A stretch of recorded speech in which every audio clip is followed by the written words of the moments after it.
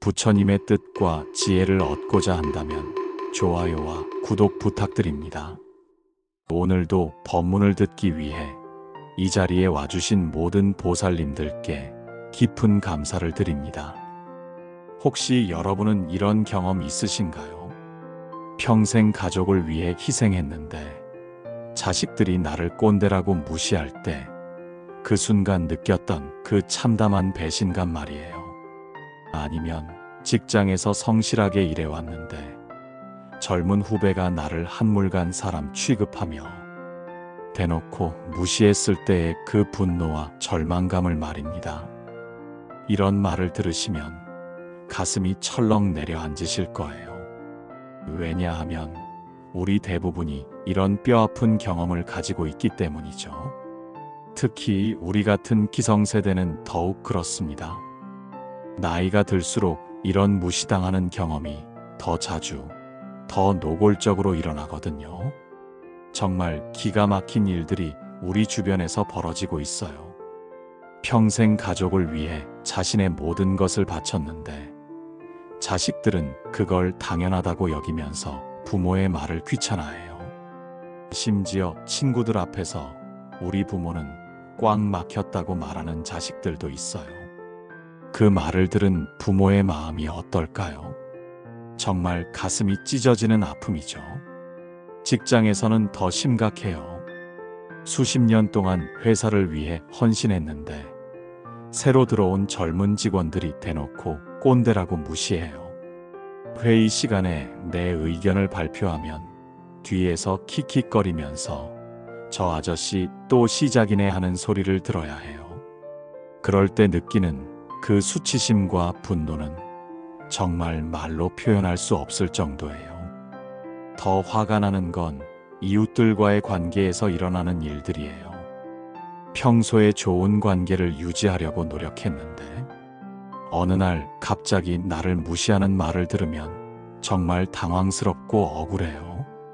특히 여러 사람이 모인 자리에서 그런 일이 일어나면 창피함과 분노가 동시에 밀려와서 밤잠을 이룰 수가 없어요. 가장 속상한 건 며느리나 사위들한테 무시당할 때예요. 시어머니나 장인어른으로서 존경받아야 할 위치에 있는데 그들이 나를 무능한 늙은이 취급하면서 뒤에서 험담하는 걸 들었을 때의 그 충격이란 정말 말할 수 없어요. 평생 그들을 위해 많은 것을 해줬는데 돌아오는 건 차가운 무시뿐이에요. 심지어 병원이나 관공서 같은 곳에서도 나이가 많다는 이유로 무시당하는 일이 비일비재해요. 젊은 직원들이 나를 잘 모르는 사람 취급하면서 반말을 하거나 대충 대하는 걸 보면 정말 기가 막혀요. 우리가 이 나라를 이만큼 만든 세대인데 이런 대접을 받아야 하나 싶어서 분통이 터져요. 더욱 가슴 아픈 건 손자 손녀들한테까지 무시당할 때예요. 옛날 이야기를 해주려고 하면 재미없다고 하고 스마트폰이나 컴퓨터를 못 다룬다고 바보 취급해요. 그럴 때마다 정말 서럽고 외로워져요. 내가 이 세상에서 쓸모없는 존재가 된 것 같은 기분이 들거든요.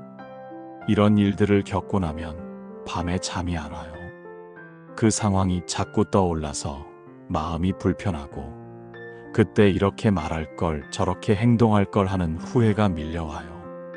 때로는 그 사람들에게 똑같이 해주고 싶다는 복수심도 들고 아예 관계를 끊어버리고 싶다는 생각도 해요.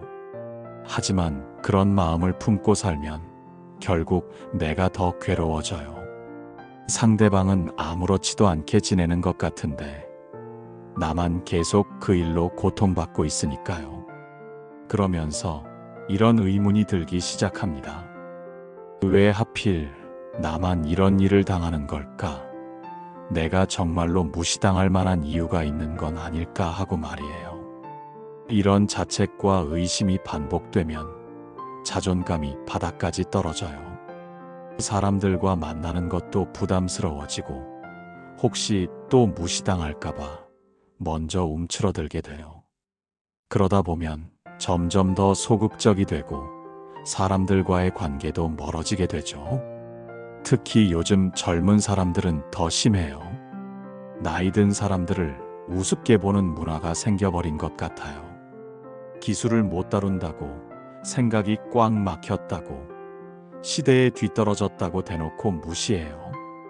우리가 그들 나이에 이 나라를 일으켜 세우기 위해 얼마나 고생했는지는 전혀 모르면서 말이에요. 더 화가 나는 건 그런 무시가 점점 일상화되고 있다는 거예요. 예전에는 최소한의 예의는 지켰는데 이제는 그런 것도 없어졌어요. 나이 든 사람한테 함부로 말하고 존댓 말도 안 하고 심지어 짜증을 내는 젊은 사람들도 있어요. 하지만 여기서 정말 중요한 질문을 하나 던져보겠습니다. 과연 이렇게 무시당하는 경험이 정말로 나쁘기만 한 걸까요? 우리가 이런 고통을 겪어야 하는 이유가 혹시 따로 있는 건 아닐까요? 부처님께서는 이런 상황을 어떻게 바라보셨을까요? 오늘 이 시간에는 정말 충격적인 진실을 밝혀보려 합니다.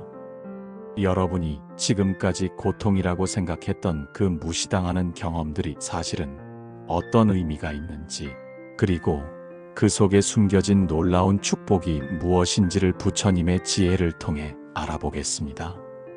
하지만 미리 경고드립니다. 오늘 말씀을 듣고 나면 여러분의 생각이 완전히 바뀔 수도 있어요. 무시당하는 경험이 사실은 가장 큰 성장의 기회였다는 걸 깨닫게 될 수도 있고, 그동안 고통이라고 생각했던 것들이 실제로는 부처님이 주신 특별한 선물이었다는 것을 알게 될 수도 있거든요. 더 놀라운 건 무시당했을 때 어떻게 반응하느냐에 따라서 그것이 독이 될 수도 있고 약이 될 수도 있다는 사실입니다. 제대로 알고 대처하면 그 경험이 여러분을 훨씬 더 지혜롭고 자비로운 사람으로 만들어줄 거예요. 그래도 진실을 마주할 용기가 있으신 분들만 끝까지 함께 해주세요. 부처님께서 말씀하신 무시당함의 진짜 의미와 그것을 통해 얻을 수 있는 놀라운 깨달음에 대해서 이야기해 보겠습니다. 분명히 오늘 이 말씀을 듣고 나면 여러분의 인생이 완전히 달라질 것입니다. 그럼 이제 시작해 보겠습니다. 과연 무시당하는 경험이 정말로 불행일까요? 아니면 우리가 모르는 더 큰 축복이 숨어 있는 걸까요? 부처님의 지혜를 통해 이 놀라운 비밀을 함께 밝혀보시죠. 여러분이 지금까지 생각하지 못했던 완전히 새로운 관점을 알게 되실 거예요.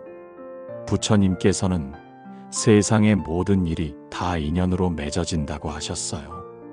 그냥 우연히 일어나는 일은 하나도 없다는 뜻이죠. 그럼 내가 무시당하는 것도 인연일까요? 네, 맞습니다. 그것도 분명한 인연이에요.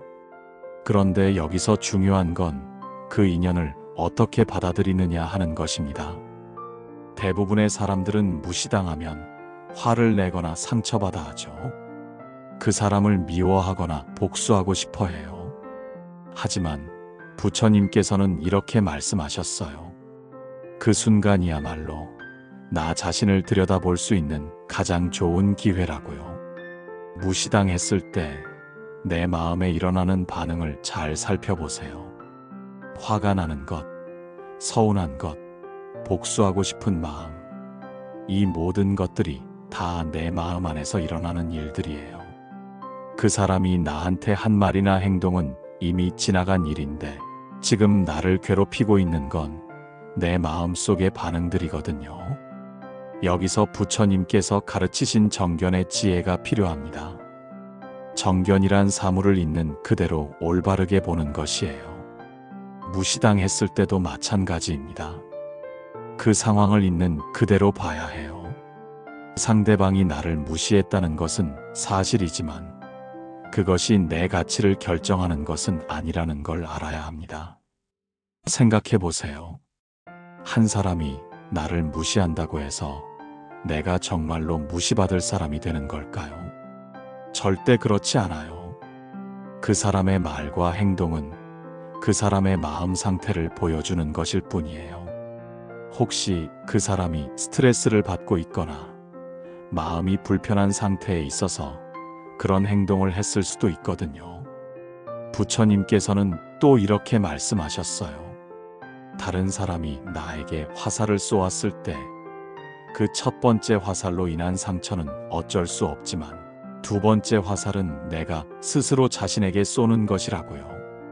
무시당한 것이 첫 번째 화살이라면 그것 때문에 계속 괴로워하고 분노하는 것은 두 번째 화살인 셈이죠. 그럼 이 두 번째 화살을 어떻게 피할 수 있을까요? 바로 자비관 기도를 통해서입니다. 자비관이란 모든 중생들의 행복을 빌어주는 마음을 기르는 수행법이에요. 특히 나를 무시한 사람에게까지 자비로운 마음을 보내는 것이 핵심입니다. 처음에는 정말 어려울 거예요. 나를 상처 준 사람을 위해 기도하라니 말이 되나 싶을 수도 있어요. 하지만 이것이야말로 부처님께서 가르쳐 주신 가장 강력한 치유법입니다.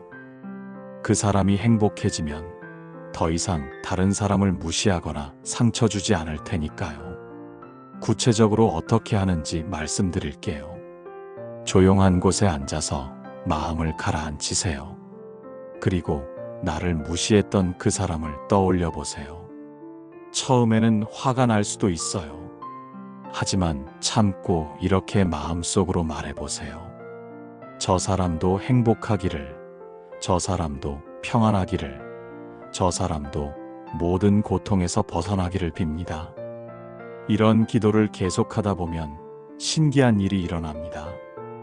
그 사람에 대한 미움과 원망이 점점 줄어들고 대신 연민의 마음이 생겨나요. 아, 저 사람도 나처럼 괴로워서 저런 행동을 했구나 하는 이해의 마음이 드는 거죠. 부처님께서는 또한 업보의 법칙에 대해서도 말씀해 주셨어요. 내가 무시당하는 것도 분명한 업보의 결과라는 것이죠. 혹시 예전에 내가 다른 사람을 무시한 적이 있었을까요? 의식적으로든 무의식적으로든 말이에요.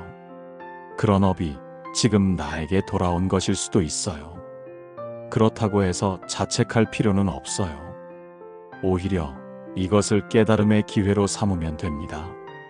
아, 내가 예전에 그런 잘못을 했구나. 이제부터는 절대 다른 사람을 무시하지 않고 존중하며 살겠다고 다짐하는 거죠. 그러면 그 순간부터 새로운 선한 업을 쌓기 시작하는 것입니다. 부처님께서는 이런 상황에서 가장 중요한 것이 인내라고 하셨어요. 참을 인자를 쓰는 인내 말이에요. 하지만 이것은 단순히 참고 넘어가라는 뜻이 아니에요. 지혜로운 마음으로 상황을 받아들이고 그 속에서 배울 점을 찾으라는 의미입니다. 무시당했을 때 화를 내지 않고 참을 수 있다면 그것은 정말 큰 수행이에요.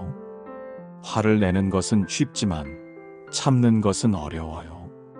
하지만 그 어려운 일을 해냈을 때 얻는 공덕은 엄청납니다. 마음이 더욱 평온해지고 지혜가 깊어지고 자비로운 마음이 자라나거든요. 또한 무시당하는 경험을 통해서 겸손을 배울 수도 있어요. 혹시 내가 너무 교만했던 건 아닐까? 다른 사람들의 마음을 충분히 헤아리지 못했던 건 아닐까 하고 자신을 돌아보는 기회가 되는 거죠. 이런 성찰을 통해서 더 성숙한 사람이 될 수 있습니다. 부처님께서는 마지막으로 이렇게 말씀하셨어요. 다른 사람의 말이나 행동에 흔들리지 않는 마음이야말로 진정한 자유라고요. 남들이 나를 어떻게 대하든 내 마음만은 평온하고 자비로울 수 있다면 그것이 바로 해탈의 경지라는 것입니다. 이제 실제로 일어난 이야기를 하나 들려드리면서 부처님 말씀이 얼마나 정확한지 보여드리겠습니다. 여러분도 깊이 공감하실 만한 이야기예요. 제가 아는 한 어머니 이야기입니다. 이름은 박영희 어머니라고 하겠어요. 이분은 시집와서 30년 넘게 시부모님을 정성껏 모셨어요. 새벽부터 밤늦게까지 집안일을 도맡아 하시면서도 한 번도 불평하지 않으셨죠. 시어머니가 까다로우셔서 힘든 일이 많았지만 그래도 묵묵히 참고 견디셨어요. 그런데 문제는 시댁 식구들의 반응이었어요. 영희 어머니가 아무리 정성을 다해도 당연하다는 듯이 받아들이기만 했어요. 고마워하기는커녕 조금만 부족하면 불평을 했죠. 특히 남편의 여동생들이 그랬어요. 명절 때마다 와서는 영희 어머니가 준비한 음식에 이런저런 트집을 잡곤 했거든요. 가장 서러웠던 건 큰 시누이가 한 말이었어요. 어느 추석 때였는데 친척들이 모인 자리에서 큰 시누이가 이렇게 말하는 거예요. 우리 형수는 별로 똑똑하지도 않으면서 나서려고만 한다고요. 그 말을 들은 영희 어머니의 마음이 얼마나 상했겠어요. 더 속상한 건 그 자리에 있던 시어머니와 남편이 아무 말도 하지 않았다는 거였어요. 영희 어머니를 두둔해 주기는커녕 그냥 모른 척 넘어가더라고요. 그날 밤 영희 어머니는 혼자 울었다고 해요. 30년 동안 이 집을 위해 희생했는데 결국 이런 취급을 받는 것인가 하는 서러움 때문에 말이에요. 그 일 이후로 영희 어머니는 마음이 많이 상했어요. 시댁 식구들을 볼 때마다 그때 일이 떠올라서 마음이 불편했거든요. 예전처럼 정성을 다하기도 어려웠고 자꾸만 서운한 마음이 들었어요. 심지어 복수하고 싶다는 생각도 했다고 하더라고요. 하지만 영희 어머니는 다행히 불교 신자셨어요. 마음이 너무 괴로워서 절에 가서 스님께 상담을 구했죠. 그때 스님께서 해주신 말씀이 영희 어머니의 인생을 바꿔놓았어요. 스님께서는 이렇게 말씀하셨다고 해요. 그 사람들의 무시는 어머니의 가치를 결정하지 못한다고. 오히려 이런 시련을 통해서 더 큰 자비를 배우라는 부처님의 가르침일 수 있다고 말이에요. 처음에는 이해가 안 되셨다고 해요. 어떻게 무시당하는 게 가르침이 될 수 있나 싶으셨거든요. 하지만 스님께서 자비관 명상을 가르쳐 주시면서 조금씩 마음이 바뀌기 시작했어요. 매일 아침 부처님 전에서 시댁 식구들의 행복을 빌어주는 기도를 하기 시작하신 거예요. 처음에는 정말 억지스러웠다고 해요. 나를 무시한 사람들을 위해 기도하는 게 말이 되나 싶었거든요. 하지만 계속하다 보니 조금씩 마음의 변화가 일어났어요. 그 사람들에 대한 미움과 원망이 줄어들기 시작한 거죠. 특히 큰 시누이에 대한 마음이 많이 바뀌었어요. 가만히 생각해보니 그 사람도 나름의 스트레스가 있었을 것 같더라고요. 시집살이 하면서 쌓인 한이 있어서 그런 말을 했을 수도 있겠다 싶었던 거죠. 그러면서 점점 이해하는 마음이 생겨났어요. 그렇게 몇 년이 지났어요.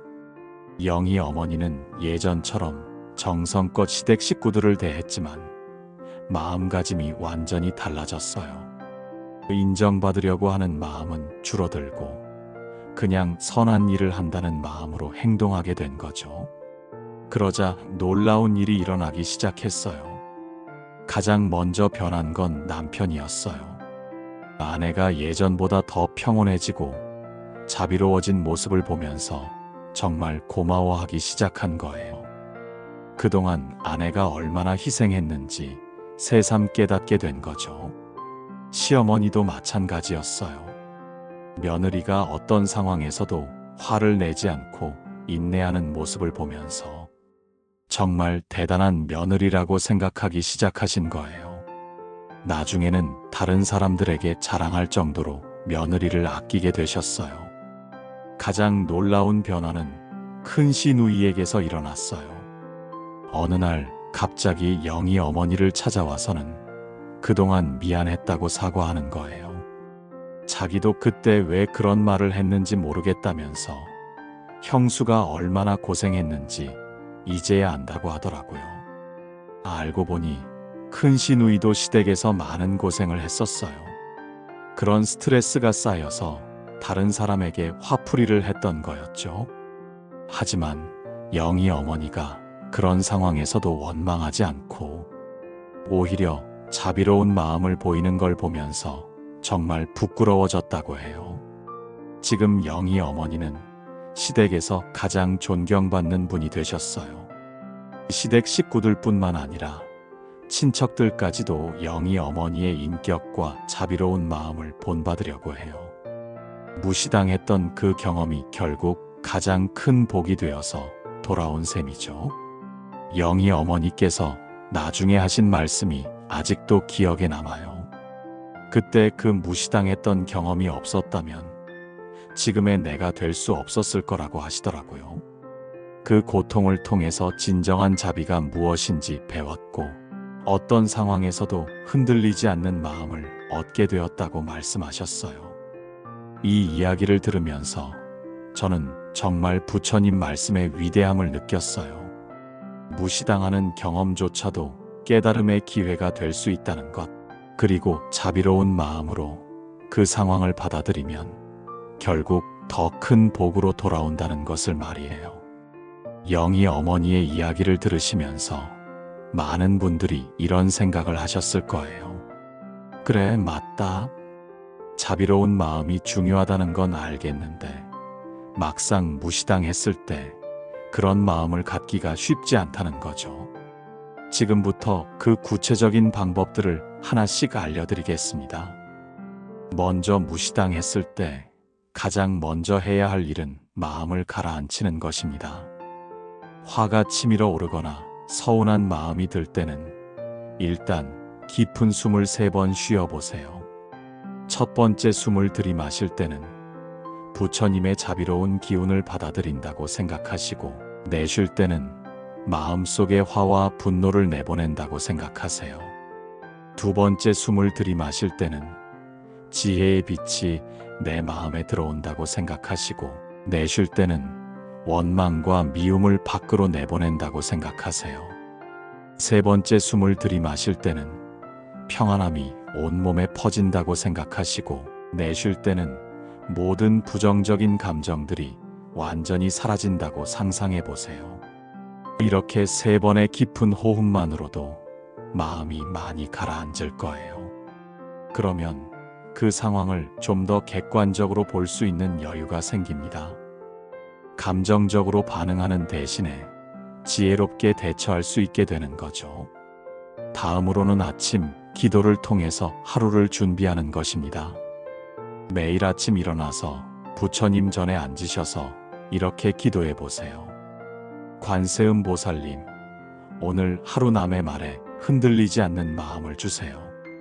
혹시 누군가 나를 무시하거나 상처 주는 말을 해도 그것 때문에 제 마음의 평안을 잃지 않게 해주세요. 그리고 이런 다짐도 해보세요.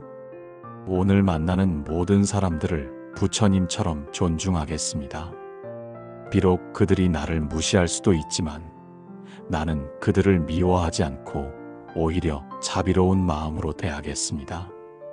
이런 기도와 다짐으로 하루를 시작하면 마음의 준비가 달라져요. 특히 중요한 것이 자비관 명상입니다. 이것은 정말 강력한 수행법이에요. 조용한 곳에 앉아서 눈을 감고 마음을 가라앉히세요. 그리고 먼저 자신에게 이렇게 말해보세요. 내가 행복하기를, 내가 평안하기를, 내가 모든 고통에서 벗어나기를 빕니다. 이렇게 자신에 대한 자비를 충분히 느낀 다음에는 가족들로 범위를 넓혀보세요. 우리 가족 모두가 행복하기를, 평안하기를, 건강하기를 빕니다. 이런 마음이 진심으로 들 때까지 천천히 반복해 보세요. 그 다음 단계가 가장 어려운 부분입니다. 나를 무시했던 그 사람을 떠올려 보세요. 처음에는 화가 날 수도 있고 억지스러울 수도 있어요. 하지만 참고 이렇게 말해보세요. 그 사람도 행복하기를, 그 사람도 평안하기를, 그 사람도 모든 고통에서 벗어나기를 빕니다. 이런 자비관 명상을 매일 꾸준히 하다 보면 정말 놀라운 변화가 일어납니다. 처음에는 억지로 하는 것 같았는데 시간이 지나면서 진심으로 그런 마음이 들기 시작해요. 그 사람에 대한 미움이 줄어들고 대신 이해하고 용서하는 마음이 자라나는 거죠. 또 하나 중요한 수행법은 반야심경이나 천수경 같은 경전을 읽는 것입니다. 특히 마음이 상했을 때 경전을 읽으면 부처님의 지혜가 마음에 스며들면서 평안을 찾을 수 있어요. 경전의 말씀들이 상처받은 마음을 어루만져주고 새로운 깨달음을 주거든요. 저녁에는 하루를 돌아보는 시간을 가져보세요. 오늘 하루 중에 누군가 나를 무시하는 일이 있었다면 그때 내가 어떻게 반응했는지 되돌아보는 거예요. 혹시 화를 냈다면 반성하고 참고 넘어갔다면 스스로를 격려해 주세요. 그리고 이렇게 생각해 보세요. 오늘 그런 일이 일어난 것도 다 인연이고 그것을 통해서 내가 조금 더 성숙해질 수 있는 기회였다고 말이에요. 무시당하는 것조차도 수행의 일부라고 받아들이면 마음이 한결 편해집니다. 염불 수행도 큰 도움이 됩니다. 관세음 보살이나 아미타불을 염송하면서 마음을 집중시키는 거예요. 특히 무시당해서 마음이 산란할 때 염불을 하면 마음이 금세 가라앉아요. 염불 소리에 집중하다 보면 분노와 원망은 자연스럽게 사라지고 평온함이 찾아옵니다. 무엇보다 중요한 건 이런 수행들을 꾸준히 하는 것입니다. 하루 이틀 해서는 큰 효과를 보기 어려워요. 하지만 매일 조금씩이라도 꾸준히 하다 보면 마음이 점점 강해집니다. 남들의 말에 쉽게 상처받지 않는 단단한 마음을 기를 수 있어요. 또한 이런 수행을 통해서 얻는 건 단순히 마음의 평안만이 아닙니다. 무시를 당해도 화내지 않고 자비로운 마음을 유지하는 모습을 보면서 주변 사람들도 감화를 받아요. 특히 가족들이 그런 어머니나 아버지의 모습에서 진정한 어른의 품격이 무엇인지 배우게 됩니다. 가장 중요한 것은 이 모든 수행의 목적이 복수나 인정받기 위함이 아니라는 점입니다. 오직 내 마음의 평안과 성장을 위한 것이어야 해요. 그래야 진정한 효과를 볼 수 있고 부처님이 원하시는 자비로운 마음을 기를 수 있습니다. 부처님께서는 이렇게 말씀하셨어요. 어떤 상황에서도 마음의 평정을 잃지 않는 사람이야말로 진정한 승리자라고요. 무시당했을 때 화내지 않고 자비로운 마음을 유지할 수 있다면 그것이 바로 부처님이 바라시는 수행자의 모습입니다. 이제 오늘 우리가 함께 나눈 이야기를 정리하면서 마무리하겠습니다. 여러분께서는 오늘 정말 놀라운 진실을 깨달으셨을 거예요. 무시당하는 것이 고통이 아니라 오히려 성장의 기회였다는 것을 말이에요. 부처님께서는 모든 고난이 깨달음의 문이라고 하셨습니다. 무시당하는 경험도 마찬가지예요. 그 순간의 아픔과 상처는 분명히 괴로울 수 있지만 그것을 올바르게 받아들이고 지혜롭게 대처한다면 우리를 훨씬 더 성숙하고 자비로운 사람으로 만들어줍니다. 생각해 보세요. 무시당했을 때 화내지 않고 참을 수 있다면 그것이야말로 가장 어려운 수행을 해낸 것입니다. 남들이 칭찬할 때 겸손하기는 쉽지만 무시당할 때 평온함을 유지하기는 정말 어려워요. 하지만 바로 그런 어려운 상황에서 흔들리지 않는 마음을 가질 수 있다면 그것이 진정한 내면의 힘입니다. 또한 무시당하는 경험을 통해서 우리는 진정한 겸손을 배웁니다. 혹시 내가 다른 사람들을 무시한 적은 없었는지, 교만하지는 않았는지 돌아보게 되거든요. 이런 성찰을 통해서 더 나은 사람이 될 수 있어요. 무시당할 때 자비로운 마음으로 대응하면 또 다른 놀라운 일이 일어납니다. 그 모습을 본 사람들이 감동을 받아요. 아, 저런 분이 진짜 어른이구나. 저런 마음을 배우고 싶다는 생각을 하게 되는 거죠. 결국 무시는 존경으로 바뀌고 상처는 감동으로 바뀝니다. 특히 우리 자녀들과 손자, 손녀들에게 이런 모습을 보여주는 것이 얼마나 소중한 교육인지 모릅니다. 말로 가르치는 것보다 몸으로 보여주는 것이 훨씬 강력한 교육이에요. 어려운 상황에서도 화내지 않고 자비로운 마음을 유지하는 어른의 모습을 보면서 아이들은 진정한 인격이 무엇인지 배우게 됩니다. 또한 무시당하는 경험은 우리로 하여금 다른 사람들의 아픔을 더 잘 이해할 수 있게 해줍니다. 나 자신이 그런 상처를 받아봤기 때문에 비슷한 처지에 있는 사람들의 마음을 헤아릴 수 있어요. 그러면 자연스럽게 더 따뜻하고 배려심 많은 사람이 되는 거죠. 부처님께서 말씀하신 가장 중요한 가르침 중 하나가 바로 이것입니다. 남의 말 한마디에 흔들리지 않는 자유로운 마음을 가지라는 것이에요. 다른 사람이 나를 어떻게 평가하든 어떤 말을 하든 그것이 진짜 나의 가치를 결정하지는 못합니다. 진짜 중요한 건 내 마음이 평안하고 자비롭고 지혜로운가 하는 것이에요. 그런 마음을 가지고 있다면 설사 온 세상이 나를 무시한다고 해도 전혀 흔들리지 않을 수 있어요. 오히려 그런 사람들을 불쌍하게 여기고 그들의 행복을 빌어주는 마음까지 가질 수 있습니다. 이것이 바로 부처님께서 보여주신 완전한 자유의 모습입니다. 어떤 상황에서도 어떤 사람을 만나도 항상 평온하고 자비로운 마음을 유지하는 것 말이에요. 이런 경지에 이르면 무시라는 것이 더 이상 고통이 되지 않습니다. 오히려 상대방을 위한 자비심을 기를 수 있는 기회가 되죠. 여러분께서도 이제는 무시당하는 것을 두려워하지 마세요. 그런 일이 일어나더라도 당황하거나 화내지 말고 오히려 이것을 통해서 더 성숙해질 수 있는 기회라고 생각하세요. 부처님께서 나에게 주신 특별한 수행의 기회라고 받아들이시면 됩니다. 그리고 기억하세요. 여러분이 그동안 견뎌낸 모든 무시와 상처들이 헛되지 않았다는 것을 말이에요. 그 모든 경험들이 여러분을 더 지혜롭고 자비로운 사람으로 만들어줬고 지금의 여러분이 있게 해준 소중한 자산입니다. 앞으로도 때로는 무시당하는 일이 있을 수 있어요. 하지만 이제는 그런 일이 일어나도 마음이 흔들리지 않으실 거예요. 오히려 그 순간을 자비와 지혜를 기를 수 있는 기회로 활용하실 수 있을 것입니다. 마지막으로 여러분께 이런 축원을 드립니다.